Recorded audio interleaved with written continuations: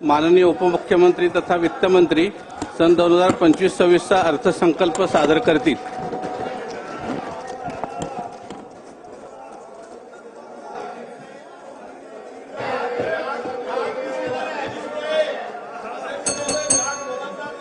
Budget ऐकायचं आहे ना?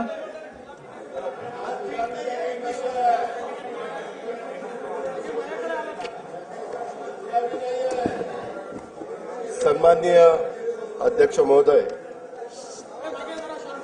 आपल्या सर्वांचं आराध्य दैवत युगपुरुष छत्रपती शिवाजी महाराज, स्वराज्य रक्षक छत्रपती संभाजी महाराज, स्वराज्य जननी जिजाऊ माँसाहेब, छत्रपती राजर्षी शाहू महाराज, क्रांतीसूर्य महात्मा ज्योतिराव फुले, महामानव भारतरत्न डॉक्टर बाबासाहेब आंबेडकर, राजमाता पुण्यश्लोक अहिल्यादेवी होळकर, क्रांतीज्योती सावित्रीबाई फुले, साहित्यरत्न लोकशाहीर अण्णाभाऊ साठे या महामानवांना मी वंदन करतो।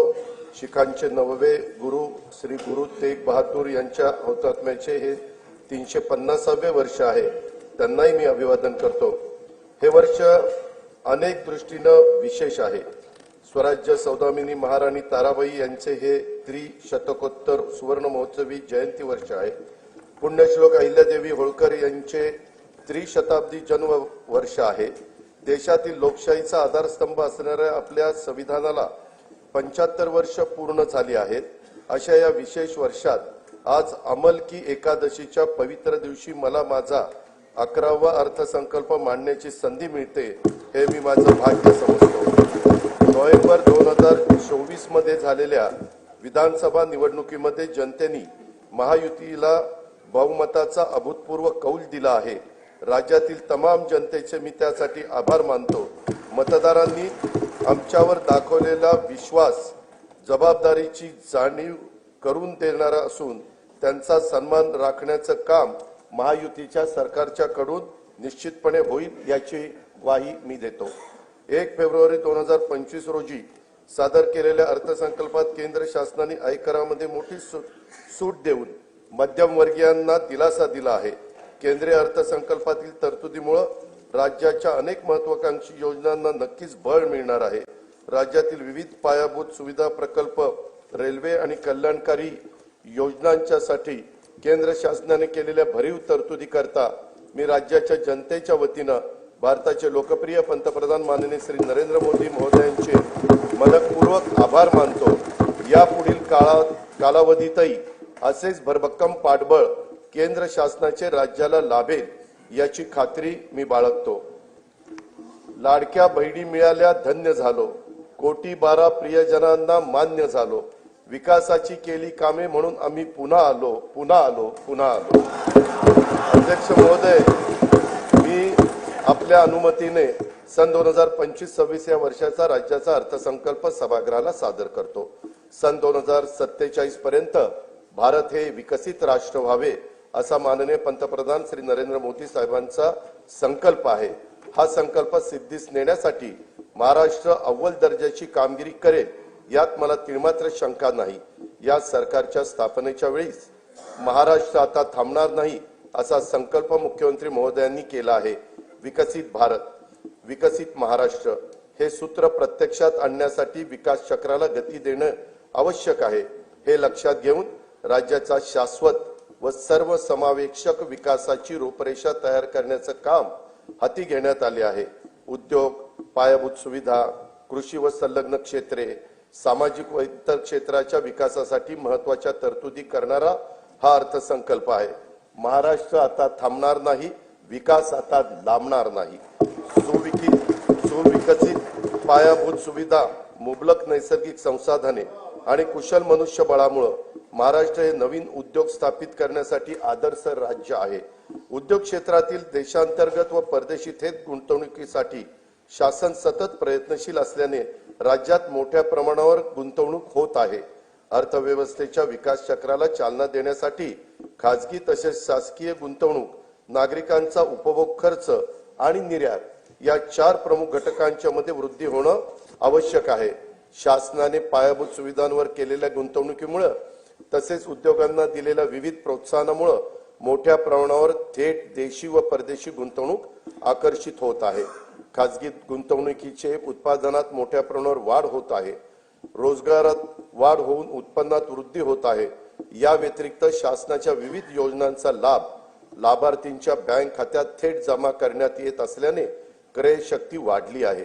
त्याचा परिणाम बाजारात वस्तू व सेवांच्या मागणीत वाढ होण्यात झालेला आहे। परिणामी गुंतवणूक, रोजगार निर्मिती, वाढीव उत्पन्न, मागणी, गुंतवणूक असे विकास चक्र फिरते आहे। औद्योगिक विकासात राज्य सदैव अग्रेसर असून थेट विदेशी गुंतवणुकीच्या बाबतीतही देशात अव्वल आहे। जानेवारी 2025 मध्ये दावोस येथे झालेल्या जागतिक आर्थिक परिषदेमध्ये राज्य शासनाद्वारे एकूण 56 कंपन्यांच्या सोबत सामंजस्य करार करण्यात आले। त्याद्वारे येत्या काळात 15,72,654 कोटी रुपयांची गुंतवणूक होणार आहे। त्यातून 16 लाख रोजगार निर्मिती होईल असा अंदाज आहे। महायुतीचे सरकार स्थापन झाल्यानंतर राज्याच्या सर्वांगीण प्रगतीसाठी मंत्रालयीन विभाग तसेच क्षेत्रीय कार्यालयासाठी 100 दिवसाचा 7 कलमी कृती आराखडा तयार करण्यात आला। या कृती आराखड्यात संकेतस्थळाचा विकास, सुलभ जीवनमान, स्वच्छता, जनतेच्या तक्रारीचे निवारण, कार्यालयातील सोयी सुविधा, गुंतवणुकीचा प्रसार, क्षेत्रीय कार्यालयांना भेटी आदींचा समावेश करण्यात आला आहे। या कार्यक्रमामुळे प्रशासन कार्यक्षम, पारदर्शक, गतिशील, लोकाभिमुख होऊन राज्य प्रगतीच्या शिखरावर जाईल याची आम्हाला खात्री आहे। या कार्यक्रमाच्या अंमलबजावणीचे मूल्यमापन त्रयस्थ संस्थांकडून करून घेऊन उत्कृष्ट काम करणाऱ्या कार्यालयांचा गौरव करण्यात येणार आहे आणि हा कार्यक्रम निरंतर ठेवण्याचा निर्णय हा देखील घेण्यात आलेला आहे। महाराष्ट्राचं नवीन औद्योगिक धोरण 2025 लवकरच जाहीर करण्यात येणार आहे। त्या धोरणांच्या 5 वर्षाच्या कालावधीत 40 लाख कोटी रुपयांची गुंतवणूक व 50 लाख रोजगार निर्मितीचं उद्दिष्ट असेल। नवीन औद्योगिक धोरणाबरोबरच आकाश व संरक्षण क्षेत्र उत्पादन धोरण, इलेक्ट्रॉनिक्स धोरण, जेम्स अँड ज्वेलरी धोरण, सूक्ष्म, लघु व मध्यम उपक्रम धोरण, चक्रीय अर्थव्यवस्थेसाठी स्वतंत्र क्षेत्रीय धोरण जाहीर करण्यात येणार आहे। केंद्र शासनाच्या नवीन कामगार संहितेनुसार नवीन कामगार नियम तयार करण्यात येणार आहेत। निर्यातीमध्ये भरीव वाढ होण्यासाठी राज्याने महाराष्ट्र राज्य निर्यात प्रोत्साहन धोरण 2023 जाहीर केले असून राज्यात 37 विशेष आर्थिक क्षेत्रे, 8 कृषी निर्यात क्षेत्रे, निर्यात केंद्रित 27 औद्योगिक पार्क उभारण्यात आले आहेत। त्यामुळे देशाच्या एकूण निर्यातीत राज्याचं योगदान 15.4% झाले आहे। याशिवाय एक जिल्हा एक उत्पादन, जिल्ह्यांना निर्यात केंद्र म्हणून विकसित करणं, राज्य जिल्हा निर्यात प्रोत्साहन परिषद असे काही महत्त्वाचे उपक्रम राज्यात राबवण्यात येत आहेत। सन 2023-24 मध्ये 5,56,379 कोटी रुपयांची तर 24-25 मध्ये नोव्हेंबर 2024 पर्यंत 3,58,439 कोटी रुपयांची उत्पादने निर्यात करण्यात आली आहेत। राज्याचे लॉजिस्टिक धोरण 2024 जाहीर करण्यात आले असून त्याद्वारे 10,000 एकराहून अधिक क्षेत्रावर समर्पित लॉजिस्टिक पायाभूत सुविधा विकसित करण्यात येणार आहेत। प्रकल्पांना देऊ केलेल्या विशेष प्रोत्साहन व सुविधांमुळे सुमारे 5 लाख प्रत्यक्ष व अप्रत्यक्ष रोजगारांची निर्मिती होणार आहे। मुंबई महानगर प्रदेश हे आंतरराष्ट्रीय दर्जाचे आर्थिक विकास केंद्र म्हणजेच ग्रोथ हब म्हणून विकसित करण्याचा निर्णय घेण्यात आला आहे। वांद्रे कुर्ला संकुल, कुर्ला वरळी, वडाळा, गोरेगाव, नवी मुंबई, खारघर व विरार बोईसर या 7 ठिकाणी आंतरराष्ट्रीय दर्जाची व्यापारी केंद्र निर्माण केली जाणार आहेत। त्यामुळे मुंबई महानगर प्रदेशाची अर्थव्यवस्था सध्या $140 बिलियन वरून सन 2030 पर्यंत $300 बिलियन तर सन 2047 पर्यंत $1.5 ट्रिलियन पर्यंत नेण्याचं उद्दिष्ट आहे। एकेकाळी नक्षलग्रस्त म्हणून ओळखला जाणारा गडचिरोली जिल्हा आता स्टील हब म्हणून उदयास येत आहे। दावोस येथे झालेल्या जागतिक आर्थिक परिषदेमध्ये गडचिरोली जिल्ह्याकरता 21,830 कोटी रुपयांची गुंतवणुकीचे सामंजस्य करार करण्यात आले। त्यातून 7,500 रोजगार निर्मिती होणे अपेक्षित आहे। गडचिरोली जिल्ह्यातील दळणवळणासाठी खनिकर्म महामार्गाचे जाळी विकसित केले जात आहे। त्याकरता पहिल्या टप्प्यात सुमारे 500 कोटी रुपये किमतीची कामे हाती घेण्यात येणार आहेत। समतोल प्रादेशिक विकासाला प्रोत्साहन देण्यासाठी सामूहिक प्रोत्साहन योजना राबवण्यात येत आहे। यासाठी या योजनेअंतर्गत सन 2025-26 मध्ये 6,400 कोटी रुपये प्रोत्साहन अनुदान प्रस्तावित आहे। महावितरण कंपनीने येत्या 5 वर्षासाठी विजेचा दर निश्चित करण्याचा प्रस्ताव महाराष्ट्र विद्युत नियामक आयोगाकडे सादर केला आहे। ऊर्जा क्षेत्रातील नियोजन व कमी दराच्या हरित ऊर्जेच्या खरेदीमुळे येत्या 5 वर्षात वीज खरेदी खर्चामध्ये 1,13,000 कोटी रुपयांची बचत होईल असा अंदाज आहे। यामुळे राज्यातील औद्योगिक वीज दर इतर राज्यांच्या तुलनेने कमी होतील। बेंगळुरू मुंबई इंडस्ट्रियल कॉरिडॉरसाठी भूसंपादनाची कारवाई सुरू असून या प्रकल्पामुळे राज्यातील अवर्षण प्रवण भागात उद्योगाची स्थापना होऊन रोजगार निर्मितीला चालना मिळेल। राज्याला तांत्रिक वस्त्रोद्योगाचं जागतिक केंद्र म्हणून विकसित करण्याकरता महाराष्ट्र टेक्निकल टेक्सटाईल मिशन ची स्थापना करण्यात येणार आहे। विदर्भातील कापूस उत्पादन शेतकऱ्यांना उत्पन्नात वाढ होण्यासाठी याचा उपयोग होईल। हातमाग विणकरांना प्रोत्साहन आणि सुविधा देण्यासाठी नागपूर येथे अर्बन हाट केंद्राची स्थापना करण्यात येणार आहे। गुंतवणूकदार आणि उद्योजकांना राज्यात व्यवसायासाठी अधिक पूरक परिसंस्था विकसित करण्याच्या उद्देशाने जुलै 2023 मध्ये महाराष्ट्र उद्योग व्यापार व गुंतवणूक सुविधा कायदा लागू करण्यात आला आहे। उद्योजकांना त्यांच्या उद्योगाचा विस्तार करण्यासाठी तसेच नवीन उद्योग स्थापन करण्यासाठी 17 विभागांच्याकडून देण्यात येणाऱ्या 141 सेवा आता मैत्री या संकेतस्थळामार्फत देण्यात येत आहे। आम्हावरी खिळले डोळे उद्याच्या पिढ्यांचे, आज स्वप्न बघतो आम्ही उद्याच्या दिसांचे। नवीन पिढीला रोजगारांच्या संधी उपलब्ध करून देण्यासाठी तसेच नव उपक्रमांमध्ये राज्य अग्रेसर व्हावे यासाठी नवी मुंबई येथे 250 एकर क्षेत्रावर नाविन्यता नगर इनोव्हेशन सिटी उभारण्यात येणार आहे। रतन टाटा महाराष्ट्र राज्य कौशल्य विद्यापीठाकडून मायक्रोसॉफ्ट कंपनी मार्फत 10,000 महिलांना कौशल्य व कृत्रिम बुद्धिमत्ता या विषयाचे प्रशिक्षण देण्यात येत आहे। सन 2025-26 या वर्षाकरता कार्यक्रम खर्चाकरता उद्योग विभागास 1,021 कोटी रुपये, कामगार विभागास 171 कोटी रुपये, वस्त्रोद्योग विभागास 774 कोटी रुपये आणि कौशल्य रोजगार उद्योजकता आणि नाविन्यता विभागास 807 कोटी रुपयाचा नियतव्यय प्रस्तावित आहे। पायाभूत सुविधांच्या मध्ये 1 रुपयाची गुंतवणूक केली तर स्थूल राज्य उत्पन्नामध्ये 2.5 ते 3.5 रुपयांची वाढ होते। हे लक्षात घेऊन विमानचालन, रेल्वे, मेट्रो, महामार्ग, जलमार्ग, जलवाहतूक, बंदर विकास, सिंचन, ऊर्जा, परिवहन व दळणवळण येत्या क्षेत्रात येत्या 5 वर्षात विक्रमी गुंतवणूक करण्याचा शासनाचा निर्धार आहे। महाराष्ट्र सागरी विकास धोरण 2023 मध्ये बंदर विकासाकरता स्वामित्व धन, अकृषी कर, वीज शुल्क आणि मुद्रांक शुल्क यातून सूट देण्यात आली आहे। विजेसाठी औद्योगिक दर लागू करण्यात आला आहे। प्रवासी जलवाहतूक व किनारी पर्यटनाला चालना देण्यासाठी प्रवासी व बंदर करातून सूट देण्यात आली आहे। बंदराच्या करारांचा कमाल कालावधी देखील आता 90 वर्ष करण्यात आला आहे। जवाहरलाल नेहरू बंदर प्राधिकरण आणि महाराष्ट्र सागरी मंडळ हे संयुक्तरित्या पालघर जिल्ह्यात वाढवण बंदर विकसित करीत आहे। या प्रकल्पाचा एकूण खर्च 76,220 कोटी रुपये असून त्यात राज्य शासनाचा सहभाग 26% आहे। वाढवण बंदरामुळे 300 दशलक्ष मेट्रिक टन वार्षिक माल हाताळणी क्षमता निर्माण होणार आहे। जवाहरलाल नेहरू बंदराच्या सध्याच्या क्षमतेपेक्षा ती तिप्पट असणार आहे। सन 2030 पर्यंत नव्या बंदरातून माल वाहतूक सुरू होणे अपेक्षित आहे। या बंदराचा समावेश कंटेनर हाताळणी करणाऱ्या जगातील पहिल्या 10 बंदरामध्ये होणार असल्याने महाराष्ट्र राज्य भविष्यात सागरी दळणवळणातील महाशक्ती म्हणून उदयास येईल। वाढवण बंदराजवळ मुंबईतले 3रे विमानतळ प्रस्तावित असून मुंबई अहमदाबाद बुलेट ट्रेनचं स्थानकही या बंदराजवळ असणार आहे। हे बंदर समृद्धी महामार्गाला देखील जोडण्यात येणार आहे। पालघर जिल्ह्यात मौजे बुर्बे येथे बंदर निर्मितीच्या 4,259 कोटी रुपये किमतीच्या प्रकल्पास खासगी क्षेत्राच्या सहभागाने मंजुरी देण्यात आली आहे।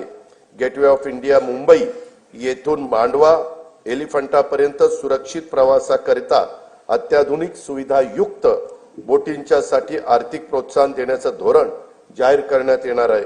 मुंबईचे गेटवे ऑफ इंडिया लगत रेडिओ क्लब येथे प्रवासी वाहतुकीकरता सुसज्ज जेटीचे 229 कोटी 27 लाख रुपये किमतीचे काम सुरू आहे.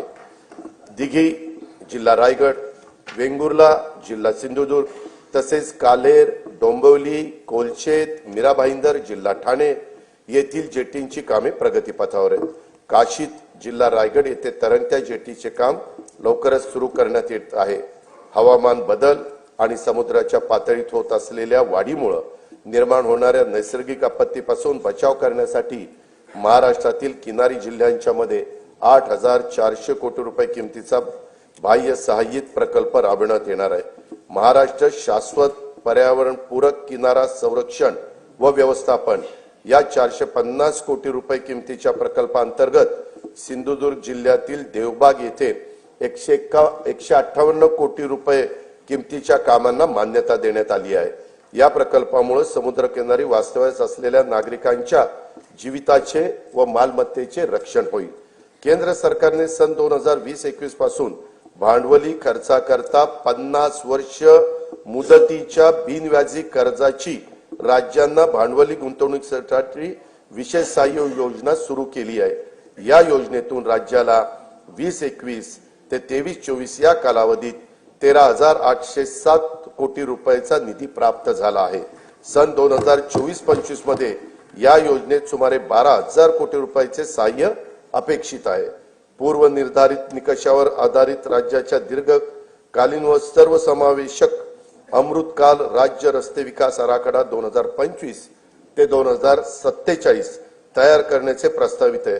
या आराखड्यामध्ये पर्यटन केंद्रे, तीर्थक्षेत्रे, धार्मिक स्थळ, गड किल्ले, राष्ट्रीय उद्याने, अभयारण्य, 5,000 पेक्षा जास्त लोकसंख्येच्या वसाहती आणि सर्व जिल्हा मुख्यालय व तालुका मुख्यालय जोडण्याकरता रस्त्यांचा समावेश करण्यात येणार आहे.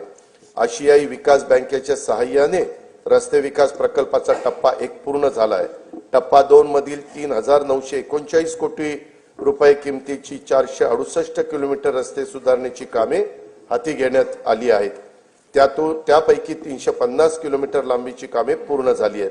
टप्पा 3 अंतर्गत 755 किलोमीटर रस्ते लांबीची 6,589 कोटी रुपये किमतीची 23 कामे हाती घेण्यात आली आहेत. सुधारित हायब्रिड एन्युटी योजनेअंतर्गत 6,000 किलोमीटर लांबीच्या रस्त्यांची सिमेंट कॉन्क्रीट करण्याची कामे सुरू आहेत. या कामांची किंमत 36,964 कोटी रुपये आहे. प्रधानमंत्री ग्राम सडक योजना टप्पा 3 अंतर्गत 6,500 किलोमीटर लांबीची 5,670 कोटी रुपये किमतीची कामे मंजूर असून त्यापैकी 3,785 किलोमीटर लांबीची कामे ही पूर्ण झाली आहेत. सन 2025-26 साठी 1,500 किलोमीटर लांबीच्या रस्त्याचे उद्दिष्ट ठेवण्यात आले आहे. मुख्यमंत्री ग्राम सडक योजना टप्पा 1 ची कामे पूर्णत्वास आली असून टप्पा 2 अंतर्गत 9,610 किलोमीटर लांबीच्या रस्त्यांची दर्जनोत्तीची कामे मार्च 2026 अखेरपर्यंत पूर्ण करण्याचं नियोजन आहे. मुख्यमंत्री ग्राम सडक योजना टप्पा 2 अंतर्गत अतिरिक्त 7,000 किलोमीटर लांबीच्या रस्त्याचे कॉन्क्रिटीकरण करण्यात येणार आहे. मुख्यमंत्री ग्राम सडक योजना टप्पा 3 अंतर्गत 1,000 पेक्षा जास्त लोकसंख्या असलेली 3,582 गावं 14,000 किलोमीटर लांबीच्या सिमेंट कॉन्क्रीटच्या रस्त्याने प्रमुख जिल्हा मार्गांना, राज्य महामार्गांना आणि राष्ट्रीय महामार्गांना जोडली जातील. या प्रकल्पाची एकूण किंमत 30,100 कोटी रुपये आहे. पहिल्या टप्प्यात 8,000 कोटी रुपयाची कामे हाती घेण्यात येणार आहे. हिंदू हृदय सम्राट बाळासाहेब ठाकरे समृद्धी महामार्गाचं 99% काम पूर्ण झाले असून त्यासाठी 64,755 कोटी रुपये खर्च झाला आहे. इगतपुरी ते आमणे या 76 किलोमीटर लांबीचा टप्पा लवकरच वाहतुकीसाठी खुला होईल. या महामार्गालगत अॅग्रो लॉजिस्टिक हब विकसित केले जाणार असून त्यात कोल्ड स्टोरेज, ग्रेडिंग, पॅकिंग व निर्यात हाताळणी केंद्राच्या प्रमुख सुविधा पुरवण्यात येतील. याचा लाभ प्रामुख्याने विदर्भ व मराठवाड्यातील शेतकऱ्यांना होईल. वर्धा जिल्ह्यातील पवनार ते सिंधुदुर्ग जिल्ह्यातील पात्रादेवी हा 760 किलोमीटर लांबीच्या 86,300 कोटी रुपये किमतीच्या महाराष्ट्र शक्तीपीठ महामार्गाच्या भूसंपादनाची कारवाई प्रगतीपथावर आहे।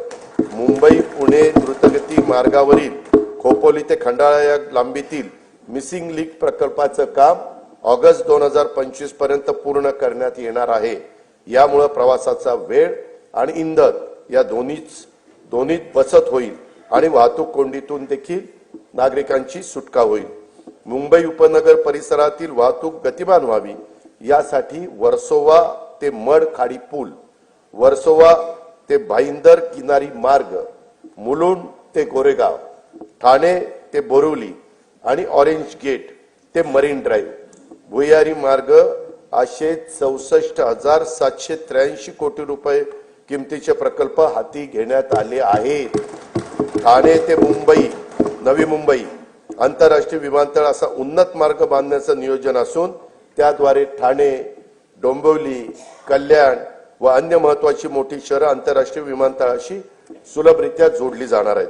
बाळकुम ते गायमुख या ठाणे किनारी मार्गाची लांबी 13.45 किलोमीटर असून त्याचे सुमारे 3,364 कोटी रुपये खर्चाचे काम सन 2028 अखेरपर्यंत पूर्ण करण्याचं आमचं नियोजन आहे। शिवडी वरळी या 1,051 कोटी रुपये किमतीच्या उन्नत जोड रस्त्यांचे काम मार्च 2026 अखेर पूर्ण करण्यात येणार आहे। स्वातंत्र्यवीर सावरकर सागरी सेतू वांद्रे ते वर्सोवा या दरम्यानचे 14 किलोमीटर लांबीचे 18,120 कोटी रुपये खर्चाचे काम मे 2028 पर्यंत पूर्ण करण्याचं आमचं नियोजन आहे। उत्तम ते विरार या सागरी सेतू व जोड रस्त्याच्या 55 किलोमीटर लांबीचा 87,427 कोटी रुपये किमतीचा प्रकल्प हा हाती घेण्यात येणार आहे। पुणे ते शिरूर या 54 किलोमीटर लांबीच्या 7,515 कोटी रुपये किमतीचा उन्नत मार्गाचे बांधकाम हाती घेण्यात येत आहे। तळेगाव चाकण शिक्रापूर या रस्त्याच्या तळेगाव ते चाकण या 25 किलोमीटर लांबीत 4 पदरी उन्नत मार्ग प्रस्तावित आहे। या प्रकल्पासाठी 6,499 कोटी रुपये खर्च अपेक्षित आहे। मुंबई, नागपूर, पुणे महानगरातील नागरिकांना पर्यावरणपूरक, शाश्वत, विनाअडथळा व वातानुकूलित वाहतूक सुविधा उपलब्ध करून देण्यासाठी एकूण 143.57 किलोमीटर लांबीचे मेट्रो मार्ग कार्यान्वित करण्यात आले आहेत। या सेवेचा लाभ सुमारे 10 लाख प्रवासी रोज घेत आहेत।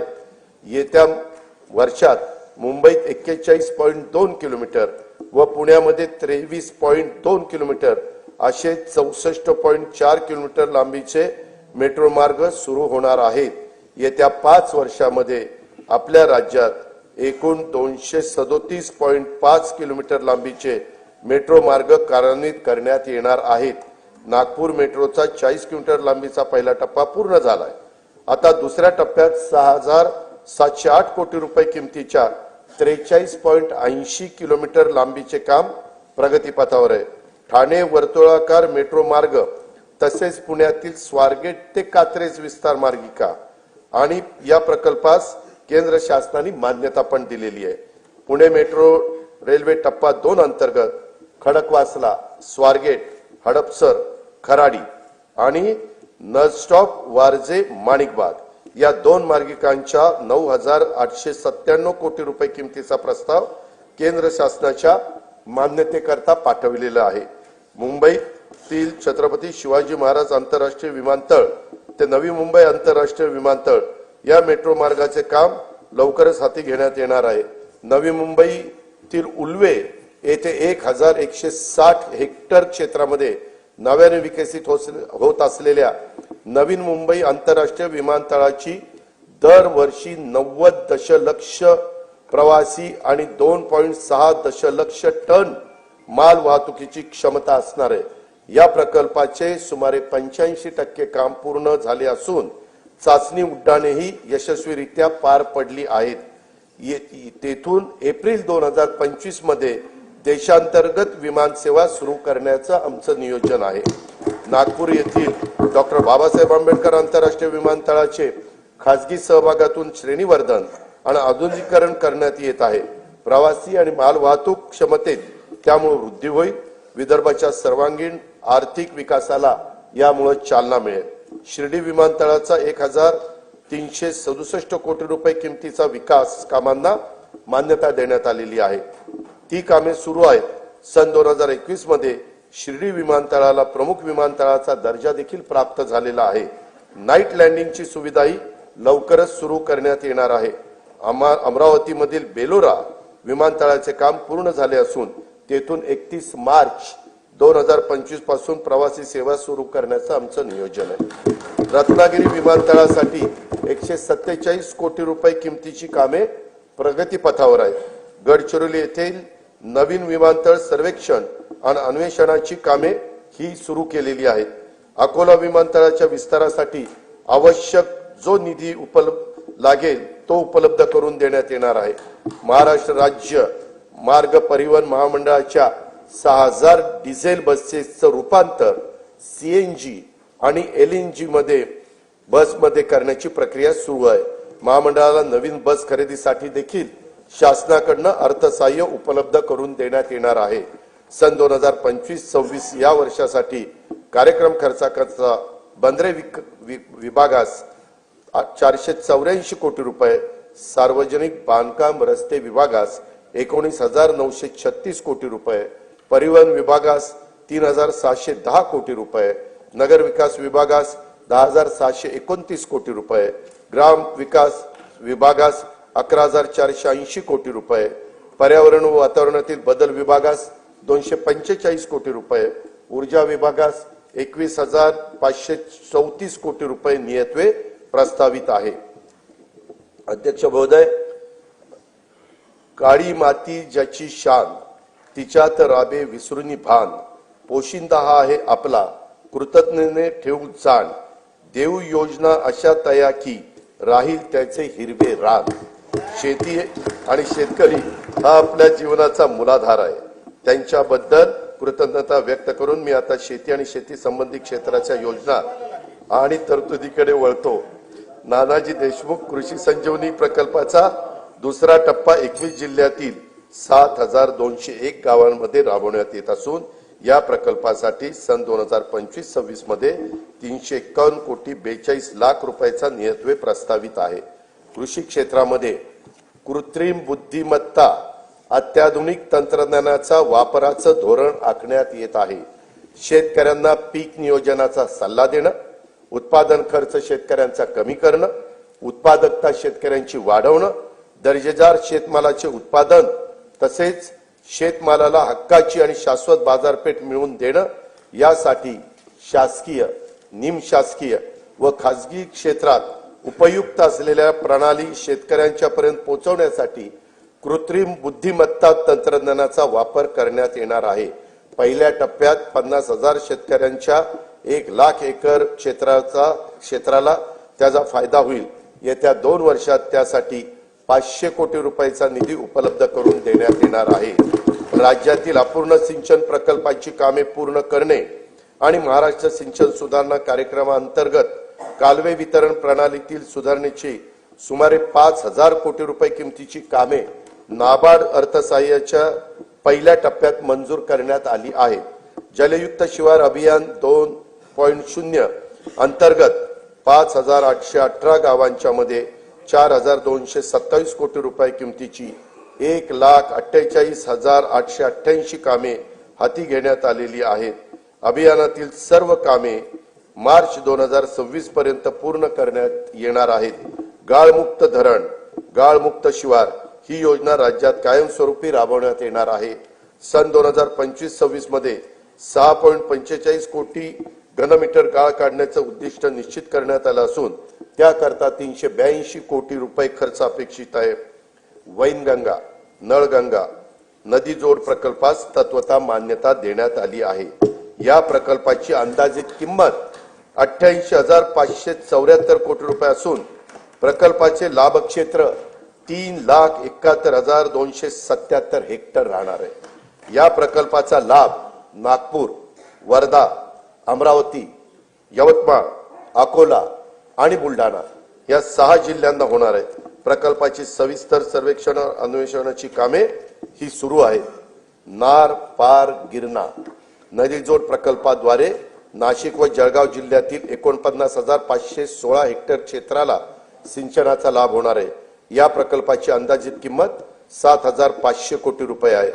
दमणगंगा एकदरे गोदावरी या नदीजोड प्रकल्पामुळे 3.55 टीएमसी पाणी उपलब्ध होणार असून त्यामुळे जायकवाडी धरणाच्या लाभ क्षेत्रातील 9,766 हेक्टर क्षेत्र पुनर्स्थापित होईल.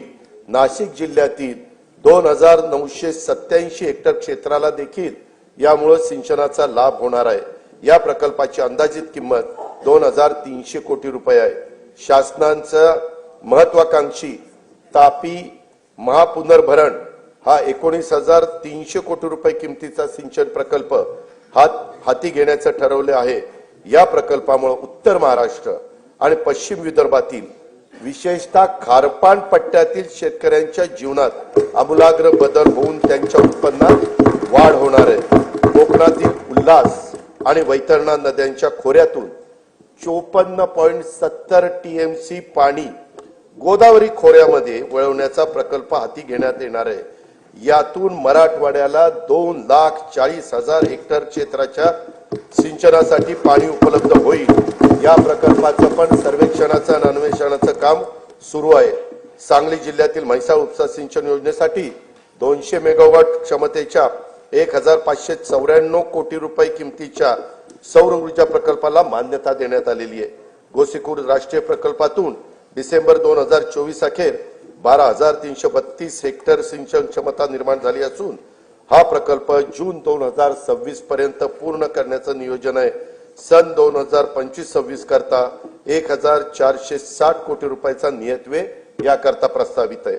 उदंचन जलविद्युत प्रकल्पाद्वारे वीज निर्मिती व वीज वापराचे संतुलन साधून सुरळीत वीज पुरवठा करणं शक्य होतं. सार्वजनिक खासगी भागीदारीद्वारे राज्यातील 38 उदंचन जलविद्युत प्रकल्पासाठी सामंजस्य करार करण्यात आले असून त्यातून 2.95 लाख कोटी रुपयाची गुंतवणूक व 90,000 रोजगार निर्माण होणार आहेत.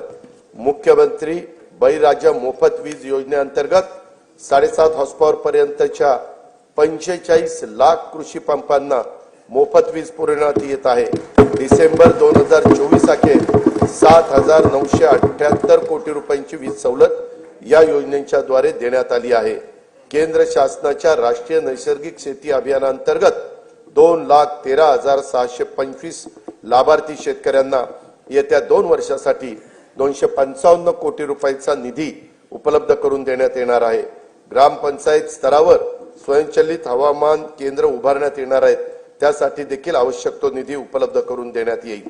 राज्यातील सर्व नगरपालिका क्षेत्रातील सांडपाण्यावर प्रक्रिया करून त्या पाण्याचा वापर उद्योग आणि शेतीसाठी करण्यात येणार आहे. त्यासाठी 8,200 कोटी रुपये किमतीचे प्रकल्प हाती घेण्यात येणार आहेत. राज्यातील बांबू उत्पादक शेतकऱ्यांना प्रोत्साहन देणे, बांबूला बाजारपेठ उपलब्ध करून देणे आणि बांबू आधारित उद्योगांना चालना देण्यासाठी राज्यात 4,300 कोटी रुपये किमतीच्या बांबू लागवड प्रकल्प राबवण्यात येणार आहे. संयुक्त राष्ट्र संघाने सन 2025 हे वर्ष आंतरराष्ट्रीय सहकार वर्ष म्हणून घोषित केले आहे. त्या अनुषंगाने राज्यात विविध कार्यक्रम महोत्सव आयोजित करण्यात येणार असून त्यासाठी पुरेसा निधी देखील उपलब्ध करून देण्यात येईल. लहान सीमांत शेतकरी व कृषी नव उद्योजकांना केंद्रस्थानी ठेवून शेतमालाच्या मूल्य साखळ्यांच्या विकासासाठी 2,100 कोटी म्हणजेच 2100 कोटी रुपये किमतीचा माननीय बाळासाहेब ठाकरे कृषी व्यवसाय व ग्रामीण परिवर्तन स्मार्ट प्रकल्प राबवण्यात येत आहे. नवीन तंत्रज्ञानाचा वापर करून राज्य शाश्वत उच्च मूल्य असलेल्या कृषी व्यवसायाचे केंद्र व्हावे यासाठी Maharashtra agri business network magnet 2.0 हा सुमारे 2100 कोटी रुपयाचा बाह्य सहाय्यित प्रकल्प राबवण्यात येणार आहे. देशी गाईचे संगोपन, संवर्धन आणि संशोधनासाठी देवलापार जिल्हा नागपूर येथे गौ विज्ञान अनुसंधान केंद्रास सहाय्य केले जाईल. नवी मुंबईत महामुंबई आंतरराष्ट्रीय बाजार, मुंबईत मरोळमध्ये आंतरराष्ट्रीय मत्स्य बाजार तसेच आरमोरी जिल्हा गडचिरोली येथे रेशीम कोष खरेदी विक्री बाजारपेठ स्थापन करण्यात येणार आहे। ज्या तालुक्यामध्ये बाजार समिती अस्तित्वात नाही तेथे किमान एक स्वतंत्र बाजार समिती स्थापन करण्याचं ठरवण्यात आले। त्यासाठी एक तालुका एक बाजार समिती योजना राबवण्यात येणार आहे। कृषी क्षेत्रातील 16,000 मेगावॉट विजेची मागणी हरित ऊर्जेतून पूर्ण करण्याचे उद्दिष्ट ठेवण्यात आले आहे। शेतकऱ्यांना दिवसा विश्वासार्ह वीज पुरवठा करणं शक्य व्हावं यासाठी 27 जिल्ह्यांच्या मध्ये मुख्यमंत्री सौर कृषी वाहिनी योजना 2.0 मधून 2,779 विद्युत उपकेंद्रासाठी सौर प्रकल्प हाती घेण्यात आले असून ते ऑक्टोबर 2026 पर्यंत पूर्ण होणार आहेत। जानेवारी 2024 पासून आतापर्यंत 2,90,129 सौर कृषी पंप स्थापित करण्यात आले आहेत। सध्या प्रत्येक दिवशी 1,000 पंप या गतीने सौर कृषी पंपाची स्थापना करण्यात येत आहे।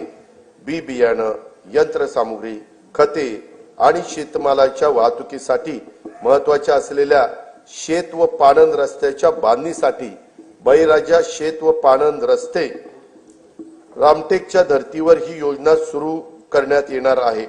सन 2025-26 या वर्षासाठी कार्यक्रम खर्चाकरता कृषी विभागाला 9,710 कोटी रुपये, पशुसंवर्धन, दुग्ध विकास व मत्स्य व्यवसाय विकास विभागाला 635 कोटी रुपये, फलोत्पादन विभागाला 708 कोटी रुपये, मृद व जलसंधारण विभागाला 4,247 कोटी रुपये, जलसंपदा व खारभूमी विभागाला 16,456 कोटी रुपये, मदत व पुनर्वसन विभागाला 638 कोटी रुपये, रोजगार हमी योजना विभागाला 2,205 कोटी रुपये, सहकार व पणन विभागाला 1,178 कोटी रुपये, अन्न नागरी पुरवठा विभागाला 526 कोटी रुपयाचा नियतव्यय प्रस्तावित आहे। महिला, बालके, युवक, गरीब व वंचित घटकांवर लक्ष केंद्रित करून त्यांच्यासाठी अन्न सुरक्षा, निवारा, पिण्याचे शुद्ध पाणी, आरोग्य सेवा, शिक्षण सुविधा आणि रोजगार स्वयंरोजगाराच्या संधी उपलब्ध करून त्याद्वारे सर्वसामान्य माणसांच्या जीवनात गुणात्मक बदल घडवण्यासाठी राज्यात लोककल्याणकारी योजनांची अंमलबजावणी करण्यात येत आहे। त्या दृष्टीने राज्याचे आरोग्य आणि ज्येष्ठ नागरिक धोरण हे जाहीर करण्यात येणार आहे। सर्वांसाठी घरे हे उद्दिष्ट येत्या 5 वर्षात साध्य करण्याचे राज्याचे नवीन गृहनिर्माण धोरण लवकरच जाहीर करण्यात येणार आहे। राज्यात प्रधानमंत्री आवास योजना, पीएम जनमन या केंद्र पुरस्कृत तर रमाई आवास, शबरी आवास, आदिम आवास, पारधी आवास, अटल बांधकाम कामगार वसाहत, यशवंतराव चव्हाण मुक्त वसाहत, पुण्यश्लोक अहिल्यादेवी होळकर आवास, मोदी आवास तसेच धर्मवीर आनंद दिघे घरकुल या योजना राबवण्यात येत आहेत। त्या अंतर्गत आतापर्यंत 44,07,000 घरकुलं मंजूर करण्यात आली आहे। प्रधानमंत्री आवास योजना ग्रामीण टप्पा 2 अंतर्गत सन 2024-25 करता 20 लाख घरकुलांच्या उद्दिष्टापैकी सुमारे 18,38,000 घरकुलांना मंजुरी दिली असून 14,71,000 लाभार्थींना पहिल्या हप्त्यासाठी 2,200 कोटी रुपये वितरित करण्यात आले आहेत। ही योजना राबवण्यात महाराष्ट्र देशात प्रथम क्रमांकावर आहे। लोकप्रतिनिधी आणि लाभार्थींच्या मागणीला प्रतिसाद म्हणून राज्य सरकारकडून या योजनेच्या अनुदानात 50,000 रुपयाची वाढ करण्यात येणार आहे। या सर्व घरकुलांच्या छतावर सौर ऊर्जा संच देखील बसवले जाणार आहेत। प्रधानमंत्री आवास योजना शहरी 1 अंतर्गत 4,42,748 घरकुलं मंजूर असून त्यापैकी 2,08,304 घरकुलांचे बांधकाम हे पूर्ण झाले आहे। घरकुलांचे बांधकाम 31 डिसेंबर 2025 पर्यंत पूर्ण करण्यात येणार आहे। प्रधानमंत्री आवास योजना शहरी 2.0 अंतर्गत पुढील 5 वर्षासाठी 5 लाख घरकुलांचे उद्दिष्ट असून त्यासाठी 8,100 कोटी रुपयाचा निधी उपलब्ध करून देण्यात येणार आहे। नाविन्यपूर्ण बांधकाम, तंत्रज्ञानाचा वापर, हरित इमारती आणि सौर प्रणालीच्या वापरासाठी अधिकचे अनुदान देण्यात येणार आहे।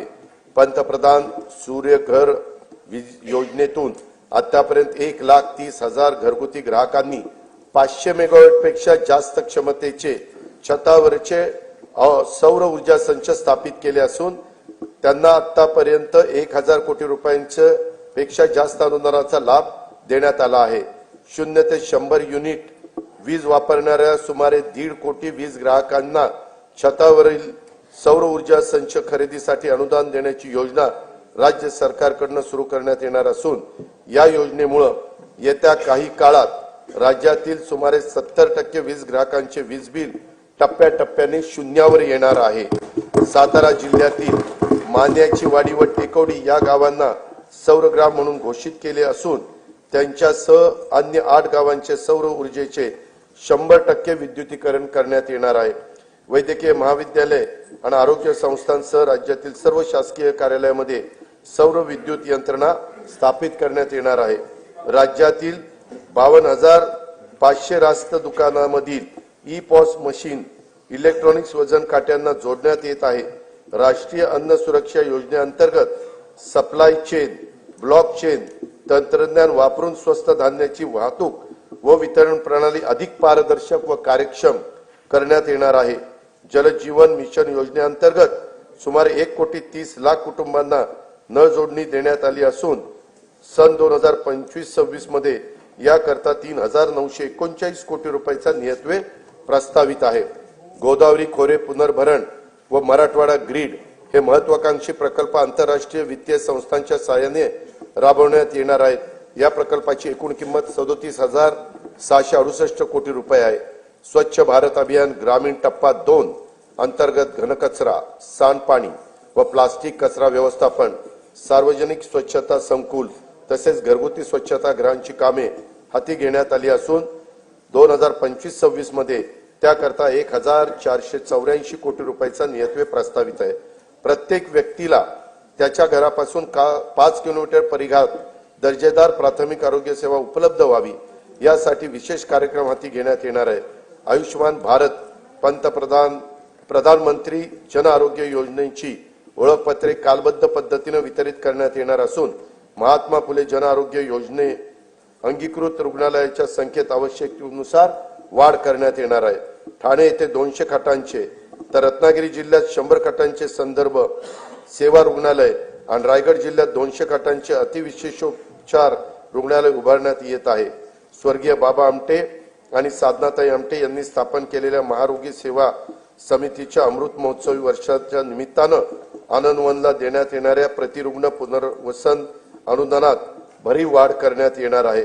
राज्यातील मागासवर्ग व दुर्बल घटकांच्यासाठी निवारा, वीज, पाणी, आरोग्य, शिक्षण, पोषण तसेच रोजगाराच्यासाठी योजना राबवण्यात राज्य अग्रेसर असून महायुती सरकार या घटकांचा जीवनस्तर उंचावण्यासाठी कटिबद्ध आहे. का आम्हा सत्ता मिळाली जाण आहे, का आम्हा सत्ता मिळाली जाण आहे, करायचे काय याचे भान आहे.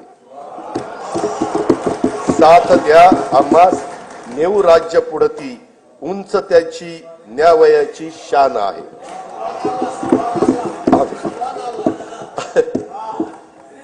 सुभान अल्लाह म्हणायचं नाही, ते शेरशायरीला म्हणायचं. अनुसूचित जाती घटकांच्या सर्वांगीण विकासासाठी राजर्षी शाहू महाराज शिष्यवृत्ती योजना, विद्यार्थी वसतिगृह, भारतरत्न डॉक्टर बाबासाहेब आंबेडकर स्वाधार योजना, साहित्यरत्न लोकशाहीर अण्णाभाऊ साठे नागरी वस्ती सुधार योजना इत्यादी योजना राबवण्यात येत आहेत. महात्मा फुले मागासवर्गीय विकास महामंडळ, साहित्यरत्न लोकशाहीर अण्णाभाऊ साठे विकास महामंडळ, संत रोहिदास चर्मोद्योग आणि चर्मकार विकास महामंडळाद्वारे देखील अनेक योजना राबवण्यात येत आहे. अनुसूचित जाती घटक कार्यक्रम तरतुदीमध्ये यावर्षी गेल्या वर्षीच्या तुलनेत 42% एवढी भरीव वाढ करण्यात आलेली आहे.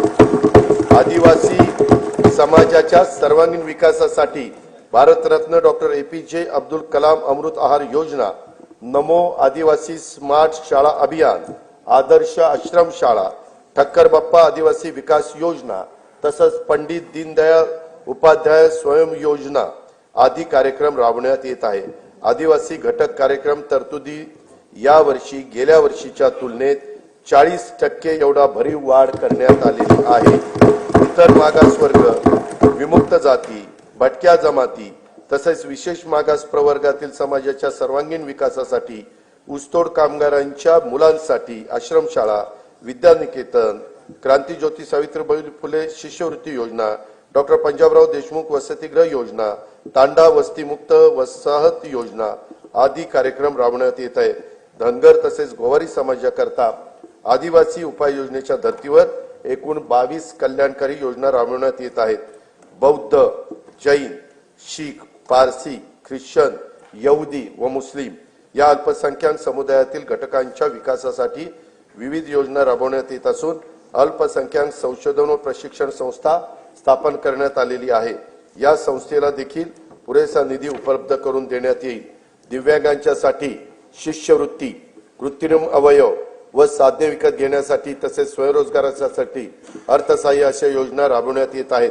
दिव्यांग कल्याणासाठी जिल्हा वार्षिक योजनेतून किमान 1% निधी राखीव ठेवण्याचा निर्णय देखील घेण्यात आलेला आहे.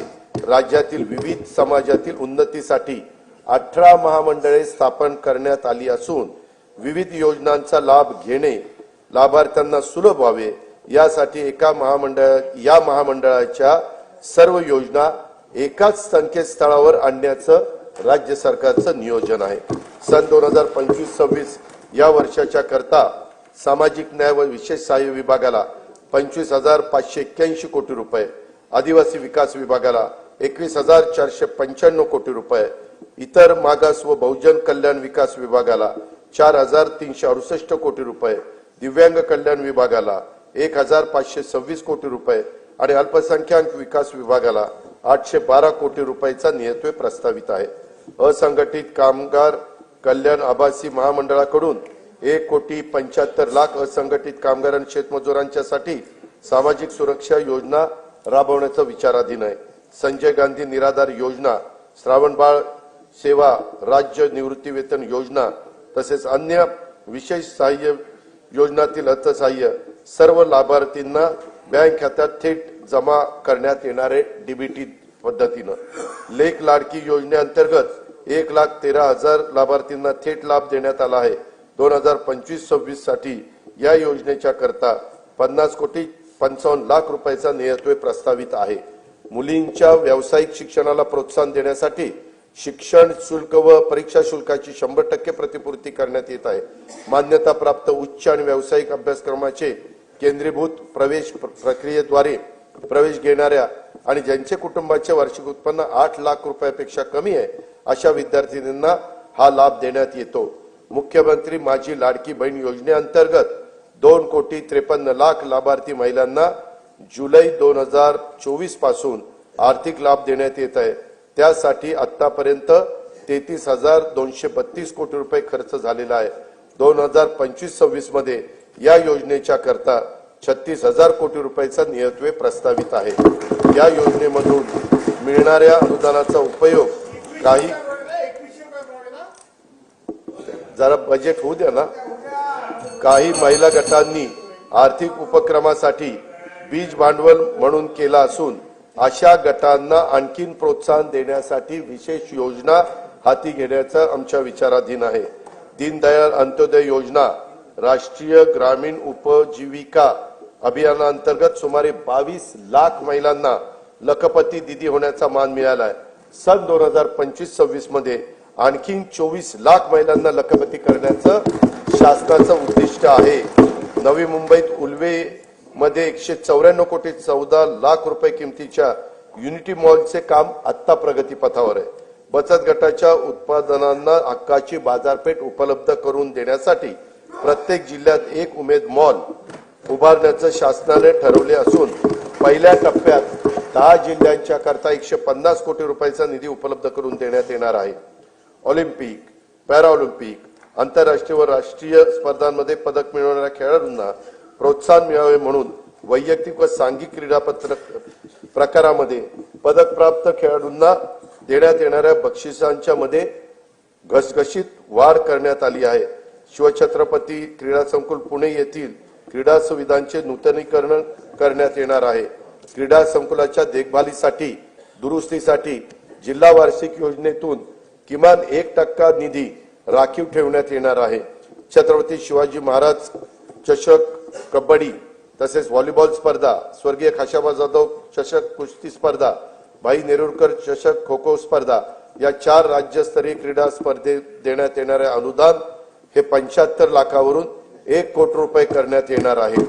सन 2025-26 या वर्षाकरता कार्यक्रम खर्चाकरता गृहनिर्माण विभागाला 1246 कोटी 55 लाख रुपये, पाणी पुरवठा व स्वच्छता विभागाला 3875 कोटी रुपये, सार्वजनिक आरोग्य विभागाला 3827 कोटी रुपये, उच्च व तंत्र शिक्षण विभागाला 3098 कोटी रुपये, वैद्यकीय शिक्षण व औषधी द्रव्य विभागाला 2574 कोटी रुपये, महिला व बाल विकास विभागाला 31,907 कोटी रुपये, शालेय शिक्षण व क्रीडा विभागाला 3,496 कोटी रुपये नियतवे प्रस्तावित आहेत। मुंबईतील गुन्हेगारीस प्रतिबंध, जलद आपत्कालीन प्रतिसाद आणि प्रभावी सार्वजनिक सुरक्षेसाठी पोलीस आयुक्त बृहन्मुंबई यांच्या कार्यालयात कृत्रिम बुद्धिमत्तेवर आधारित नवे हायटेक कमांड कंट्रोल सेंटर स्थापन करण्यात येणार आहे। गुन्ह्यातील पुरावा शास्त्रोक्त पद्धतीने गोळा करून त्याचा विश्लेषणाद्वारे दोषसिद्धीचे प्रमाण वाढवण्यास मदत व्हावी यासाठी 21 पथदर्शी फिरती न्यायवैद्यक वाहने लोकार्पित करण्यात आली आहेत। सायबर सुरक्षा संदर्भात तज्ञ मनुष्यबळांचा पुरवठा करण्यासाठी महाराष्ट्र सायबर गुन्हे सुरक्षा महामंडळ स्थापित करण्यात येणार आहे। घरबांधणी अग्रिमाची मागणी करणाऱ्या पोलीस दलातील सर्व अधिकारी व कर्मचाऱ्यांना अग्रिम देणे शक्य व्हावे यासाठी आवश्यक ती तरतूद करण्यात येणार आहे। राज्यात एकूण 18 नवीन न्यायालयाची स्थापना करण्यात आली आहे।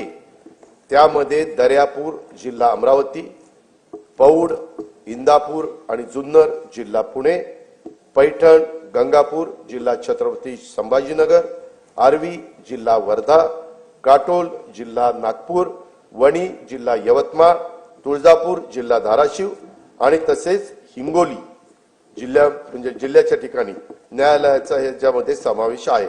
सन 2025-26 या वर्षाच्या कार्यक्रम खर्चाकरता गृह पोलीस विभागास 2,237 कोटी रुपये, उत्पादन शुल्क विभागाला 153 कोटी रुपये, विधी व न्याय विभागाला 759 कोटी रुपये व महाराष्ट्र विधानमंडळ सचिवालयास 547 कोटी रुपये नियतवे प्रस्तावित आहे। मुख्यमंत्री शाश्वत समृद्ध पंचायत राज अभियान राज्यात राबवण्यात येणार असून त्यात भाग घेणाऱ्या अत्युत्कृष्ट ग्रामपंचायतींना तालुका पातळीवर राज्य स्तरापर्यंत पुरस्कार देण्याचे प्रस्तावित आहे। राज्यात सध्या राबविण्यात येत असलेल्या योजनांचे मूल्यमापन करून त्यांचे सुसूत्रीकरण तसेच साधन संपत्तीच्या स्रोताचा अभ्यास करून त्यामध्ये वाढ करण्याचे उपाय सुचवण्यासाठी उच्चस्तरीय समिती स्थापन करण्यात आली असून या समितीच्या शिफारसी विचारात घेऊन योजनांची अधिक प्रभावी अंमलबजावणी करण्यासाठी उपाययोजना करण्यात येणार आहे। सन 2025-26 या वर्षासाठी कार्यक्रम खर्चाकरता नियोजन विभागाला 9,060 कोटी रुपये 60 कोटी 45 लाख रुपये, वित्त विभागाला 208 कोटी रुपये, महसूल आणि वन विभागाला 2,981 कोटी रुपयाचा नियतवे प्रस्तावित आहे। महाराष्ट्राला निसर्गरम्य समुद्रकिनारा, प्राचीन लेण्या, गड किल्ले, घनदाट वनसंपदा असा समृद्ध वारसा लाभला आहे। पर्यटन क्षेत्रात खासगी गुंतवणुकीसाठी उत्साहवर्धक आणि अनुकूल वातावरण निर्माण करण्याकरता पर्यटन धोरण 2024 जाहीर करण्यात आले असून येत्या 10 वर्षात पर्यटन क्षेत्राला 1 लाख कोटी रुपयाची गुंतवणूक आकर्षित करण्याचे उद्दिष्ट ठेवण्यात आले आहे।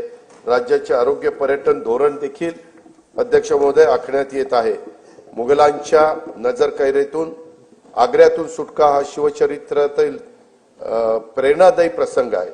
छत्रपती शिवाजी महाराज नजरकैदेत होते, तेथे भव्य स्मारक उभारण्याचं राज्य सरकारने ठरवलेलं आहे। त्यासाठी उत्तर प्रदेश शासनाच्या सहकार्याने जागा उपलब्ध करून घेण्यात येईल आणि त्याच्यामध्ये तशा प्रकारचं त्या भव्य स्मारक उभारण्यात येईल।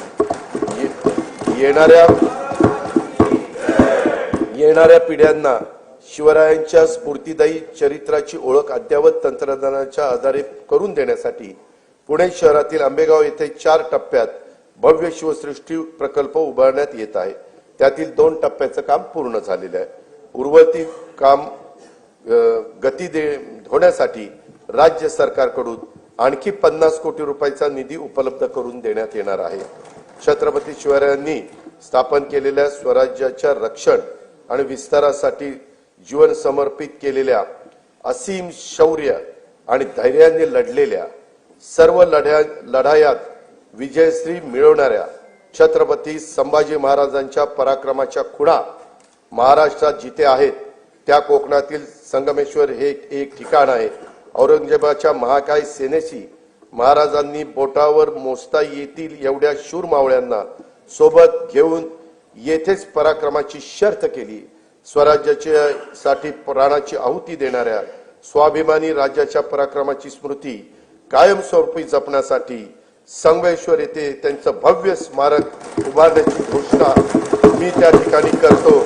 छत्रपती संभाजी महाराजांचे पवित्र बलिदान स्थळ असलेल्या मौजे तुळापूर व समाधी स्थळ मौजे वडू बुद्रुक येथे त्यांचं भव्य स्मारकाचं काम अतिशय जोरात प्रगतीपथावर आहे. दरवर्षी एका प्रेरणादायी गीताला छत्रपती संभाजी महाराज राज्य प्रेरणा गीत पुरस्कार प्रदान करण्याचा निर्णय देखील शासनाने घेतला आणि तो अंमलबजावणी केली. छत्रपती संभाजी महाराज की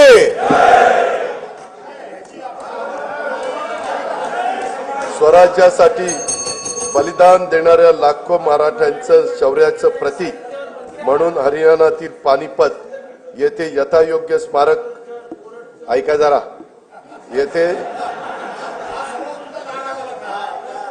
हरियाणातील पानिपत येथे यथायोग्य स्मारक उभारण्याचा निर्णय आम्ही घेतलेला आहे. मराठ्यांच्या शौर्याचं प्रतीक आहे. हरियाणा शासन पण आमचेच मुख्यमंत्री आहेत. त्यांना आमचे हे मुख्यमंत्री बोलतील आणि स्मारकाची जागा घेतील आणि तेही स्मारक त्या ठिकाणी होईल. चैत्यभूमी दादर मुंबई येथे इंदू मिलच्या जागेवर भारतरत्न डॉक्टर बाबासाहेब आंबेडकर यांचं आंतरराष्ट्रीय दर्जाचं स्मारक उभारण्याचं काम सुरू असून त्यासाठी देखील पुरेसा निधी उपलब्ध करून ते लवकरात लवकर पूर्ण करण्याचं आमचं धोरण आहे. भारताचे दिवंगत पंतप्रधान भारतरत्न अटल बिहारी वाजपेयी यांच्या जन्मशताब्दी वर्षानिमित्त मुंबई येथे भव्य स्मारक उभारण्यात येणार आहे. स्वर्गीय बाळासाहेब ठाकरे राष्ट्रीय स्मारकाच्या पहिल्या टप्प्यातील काम पूर्ण झाले असून दुसऱ्या टप्प्यातील कामासाठी राज्य सरकारकडून 220 कोटी रुपयाचा निधी उपलब्ध करून देण्यात येणार आहे. आद्य शिक्षिका ज्ञानज्योती सावित्रीबाई फुले यांचे जन्मगाव असलेल्या नायगाव तालुका खंडाळा जिल्हा सातारा येथे त्यांच्या कार्यास साजेस स्मारक व महिला प्रशिक्षण केंद्र उभारण्यात येणार आहे. साहित्यरत्न आज त्यांची पुण्यतिथी मी त्यांना अभिवादन करतो. साहित्यरत्न लोकशाहीर अण्णाभाऊ साठे यांचे जन्मस्थळ वाटेगाव तालुका वाळवा जिल्हा सांगली येथे स्मारकासाठी तसेच त्यांचे नावे प्रस्तावित चिरागनगर मुंबई येथील संशोधन प्रशिक्षण संस्थेसाठी पुरेसा निधी उपलब्ध करून देण्यात येणार आहे. संगमवाडी पुणे येथे वस्ताद लहुजी साळवे यांच्या स्मारकाचं काम अतिशय जोरात प्रगतीपथावर आहे. सन 2027 मध्ये नाशिक येथे होणाऱ्या सिंहस्थ कुंभमेळ्याच्या निमित्तानं नमामि गोदावरी अभियानाचा आराखडा तयार करण्यात येत आहे. कुंभमेळ्याच्या सुव्यवस्थित आयोजनासाठी विशेष प्राधिकरणाची स्थापना करून त्यासाठी आवश्यक तो निधी उपलब्ध करून देण्यात येणार आहे. नाशिक येथे रामकालपथ विकास प्रकल्पाअंतर्गत रामकुंड, काळाराम मंदिर आणि गोदातट परिसरातील पर्यटनाच्या दृष्टीने विकास करण्यासाठी 146 कोटी 10 लाख रुपये किमतीची कामे हाती घेण्यात येत आहेत. दुर्गम ते सुगम कार्यक्रमाद्वारे डोंगराळ भागातील प्राचीन मंदिरे, धार्मिक स्थळे, गड किल्ले व इतर निसर्गरम्य 45 ठिकाणी रोपवेद्वारे जोडण्यात येणार आहेत. राज्यातील प्राचीन मंदिराचे जतन, संवर्धन व परिसर विकासासाठी आवश्यक निधी उपलब्ध करून देण्यात येणार आहे. महानुभाव पंथाच्या श्रद्धास्थानाच्या विकासाची कामे देखील हाती घेण्यात येणार आहेत. प्रभू रामाच्या पदस्पर्शाने पावन झालेल्या रामटेक येथील श्रीराम मंदिराच्या नूतनीकरणाचे काम सुरू असून तेथे दरवर्षी सांस्कृतिक महोत्सवाचे आयोजन करण्याचे नियोजन आहे. सिंधुदुर्ग जिल्ह्यातील सागरी संग्रहालय, कृत्रिम प्रवाह आणि पाणबुडी पर्यटन हे 75 कोटी रुपये किमतीची कामे प्रगतीत आहेत. कोयनानगर तालुका पाटण जिल्हा सातारा येथे स्कायवॉकची उभारणी व नेहरू उद्यानाचे सुशोभीकरण हे देखील करण्यात येणार आहे. मुनावळे तालुका जावळी येथील सातारा येथील जलपर्यटन प्रकल्पाचा पहिला टप्पा पर्यटकांच्यासाठी खुला करण्यात आला आहे. आता हेळवात जिल्हा सातारा येथे कोयना जल पर्यटन प्रकल्पाला मान्यता देण्यात आली आहे. ठाणे जिल्ह्यातील मुरबाड तालुक्यातील माळशेज घाटात काचेचा स्कायवॉक उभारण्यात येणार आहे.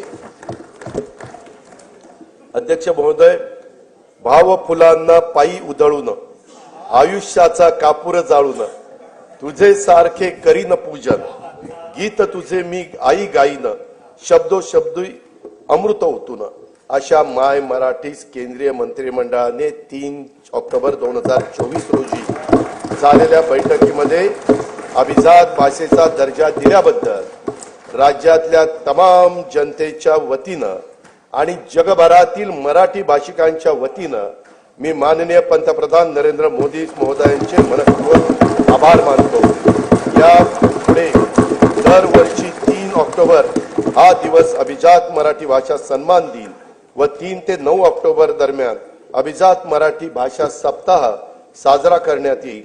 मराठी भाषा विद्यापीठ रिद्धपूर येथे अभिजात मराठी भाषेच्या संशोधन व अध्ययनासाठी उच्च दर्जाचे संशोधन केंद्र तसेच अनुवाद अकादमी स्थापित करण्यात येणार आहे.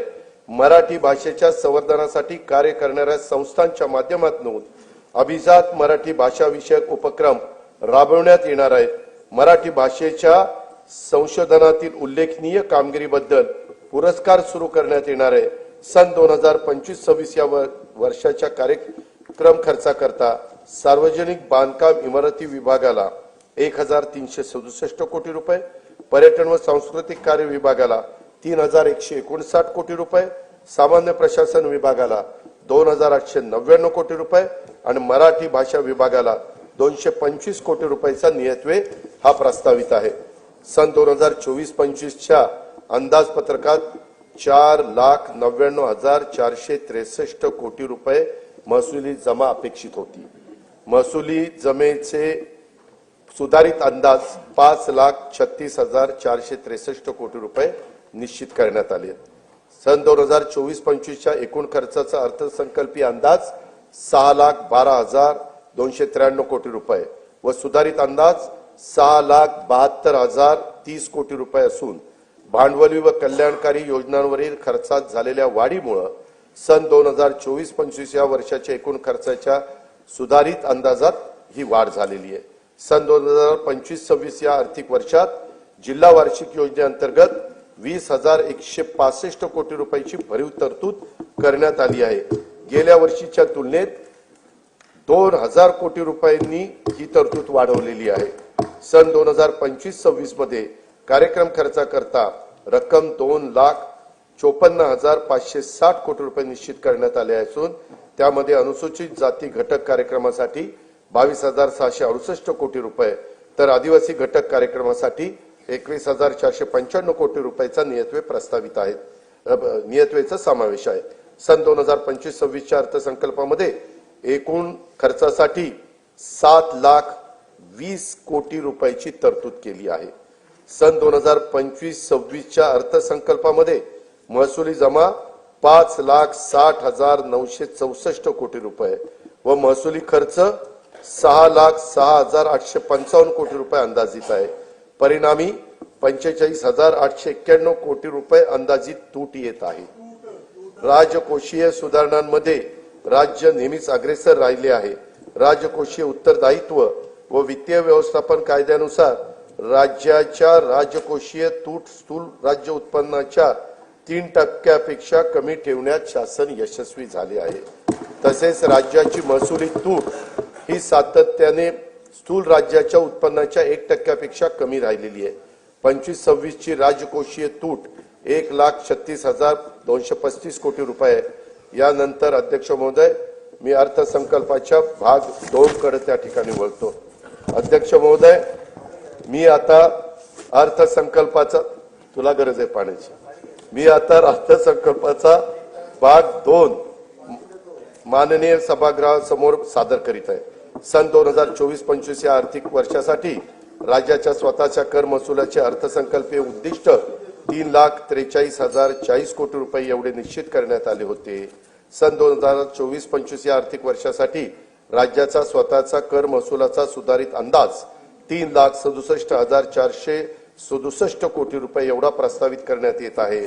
25-26 या आर्थिक वर्षासाठी राज्याच्या स्वतःच्या कर महसुलात अर्थसंकल्पीय उद्दिष्ट 3,87,674 कोटी रुपये एवढे प्रस्तावित आहे. वस्तू व सेवा कर कायदा लागू करण्यापूर्वी राज्य कर विभागातर्फे राबवण्यात आलेल्या विविध कायद्यानुसार सार्वजनिक क्षेत्रातील उपक्रमाकडे असलेली थकबाकीची तडजोड करण्यासाठी मी अभय योजना जाहीर करत आहे. सदर अभय योजनेचे नाव महाराष्ट्र कर व्याज शास्ती किंवा विलंब शुल्क सार्वजनिक क्षेत्रातील कंपन्यांची प्रदेय असलेल्या यांच्या थकबाकीची तडजोड करण्यासाठी अधिनियम 2025 असे असेल. या अभय योजनेचा कालावधी प्रस्तावित कायदा लागू झाल्याच्या दिनांकापासून दिनांक 31 डिसेंबर 2025 पर्यंत असेल. सध्या व्यक्तिगत मालकीच्या परिवहनेतर 4 चाकी CNG व LPG वाहनांवर वाहन प्रकार आणि किमतीनुसार 7 ते 9% दराने मोटार वाहन कराची आकारणी केली जाते. या कराच्या दरामध्ये 1% वाढ प्रस्तावित करीत आहे. सदर वाढीमुळे राज्याला 25-26 मध्ये 150 कोटी रुपयाचा अतिरिक्त महसूल मिळणे अपेक्षित आहे. राज्यात 30 लाखापेक्षा अधिक किमतीच्या इलेक्ट्रॉनिक वाहनांवर 6% दराने मोटार वाहन कराची आकारणी करण्याचे प्रस्तावित आहे. मोटार वाहन कराची कमाल मर्यादा ही 20 लाखाची होती, ती आता 30 लाख रुपये करण्याचे प्रस्तावित आहे. कमाल मर्यादेत प्रस्तावित वाढीमुळे 2025-26 मध्ये राज्याला सुमारे 170 कोटी रुपयाचा अतिरिक्त महसूल मिळेल असे अपेक्षित आहे. बांधकामासाठी वापरल्या जाणाऱ्या क्रेन्स, कॉम्प्रेसर, प्रोजेक्टर्स आणि एक्सकॅव्हेटर्स या प्रकारातील वाहनांना अनिवार्यपणे एक रकमी वाहनाच्या किमतीच्या 60% दराने मोटार वाहन कर आकारण्याचं प्रस्तावित आहे. प्रस्तावित मोटार वाहन कर सुधारणेमुळे 2025-26 मध्ये राज्याला सुमारे 180 कोटी रुपयाचा अतिरिक्त महसूल मिळणे अपेक्षित आहे. राज्यात 7,500 किलो वजनाच्या माल वाहतूक करणाऱ्या हलक्या वाहनांवर, ज्याला आपण LGV म्हणतो, अनिवार्य एक रकमी वाहनांच्या किमतीत 60% दराने मोटार वाहन कर आकारण्याचे प्रस्तावित करीत आहे. प्रस्तावित मोटार वाहन कर सुधारणेमुळे 25-26 मध्ये राज्याला सुमारे 625 कोटी रुपयाचा अतिरिक्त महसूल मिळणे अपेक्षित आहे. महाराष्ट्र मुद्रांक अधिनियम कलम 4 नुसार एकाच व्यवहाराच्या पूर्ततेसाठी एकापेक्षा जास्त दस्तऐवजांचा वापर केल्यास पूरक दस्तऐवजांना ₹100 ऐवजी ₹500 इतकी मुद्रांक शुल्क आकारण्याचे प्रस्तावित आहे. महाराष्ट्र मुद्रांक अधिनियमातील कलम 31(1) नुसार एखाद्या दस्तावर भरावयाच्या मुद्रांक शुल्काबाबत दस्त अभिनिर्णय प्रक्रियेसाठी सध्या आकारण्यात येणारे शुल्क ₹100 ऐवजी 1000 इतके करण्याचे, तसेच निष्पादित दस्त निर्णयासाठी दाखल करताना देखील प्रथम दर्शनी देय असणाऱ्या मुद्रांक शुल्काची रक्कम जमा करण्याची तरतूद प्रस्तावित करण्यात येत आहे. नागरिकांना ऑनलाईन पद्धतीने मुद्रांक शुल्काचा भरणा करणे व प्रमाणपत्र देणे हे सुलभ व्हावे यासाठी महाराष्ट्र मुद्रांक अधिनियम कलम 10(3) व 4 मध्ये ई मुद्रांक प्रमाणपत्राची नवी तरतूद लागू करण्याचे प्रस्तावित आहे. वरील प्रस्तावांना सन्माननीय सदस्यांचा पाठिंबा मिळेल असा विश्वास मी व्यक्त करतो. अध्यक्ष महोदय, हा अर्थसंकल्प म्हणजे विकास चक्राला गती देण्यासाठी संकल्पना आणि कृती यांचा घातलेला संतुलित मेळ आहे. विकसित महाराष्ट्र घडवण्यासाठी सर्वांनी मिळून हातभार लावण्याची हीच वेळ आहे. विकास संकल्प, विकासाचा ध्यास, मनी धरू आस विकासाची, विकास चक्राला देऊन या गती, साधूया प्रगती वेगातची, मिळून या सारे राज्य विकसित, राष्ट्र विकसित करू चला, राष्ट्र विकसित करू चला, राज्य विकसित करू चला. जय हिंद, जय महाराष्ट्र.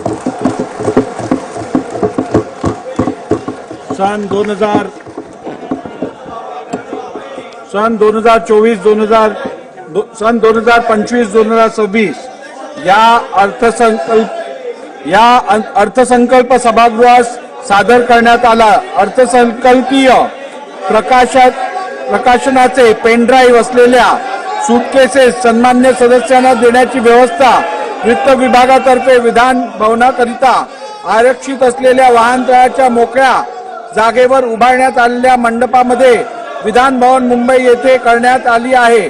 सन्मान्य सदस्यांनी वितरण केंद्रावरून सदर प्रकाशनाचे पेनड्राईव्ह असलेले सुटकेसेस प्राप्त करून घ्याव्यात. तसेच सदर अर्थसंकल्पीय प्रकाशनचे महाराष्ट्र विधिमंडळाच्या व शासनाच्या संकेतस्थळावरून उपलब्ध करून देण्यात येतील.